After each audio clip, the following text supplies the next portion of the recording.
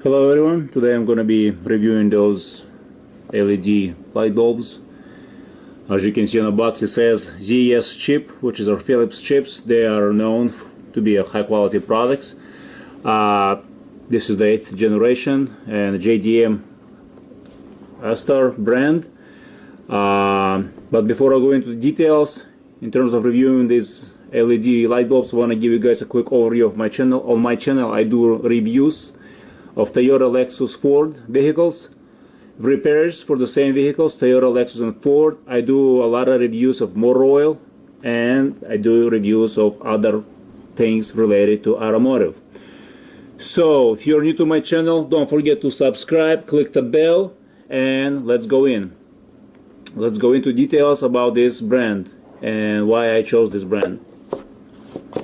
First of all, the box is very strong, very quality box. You know what I mean? There is no shortcuts. It comes with instructions.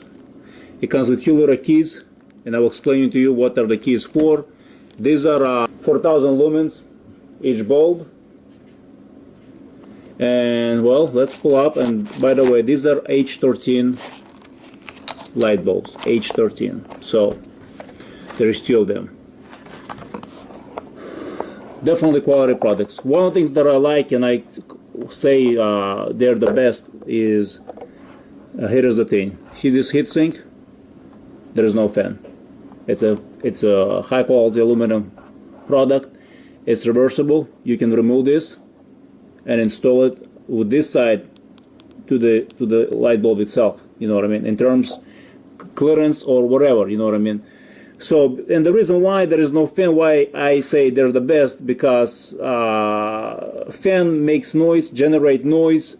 With LED, with a fan, they draw more current, so it requires they consume more current, more voltage, so they draw more energy from your electrical system, your wires, and you have noise from fan. With these ones, there is no noise from fan, because there is no fan, so it looks very good quality, strong.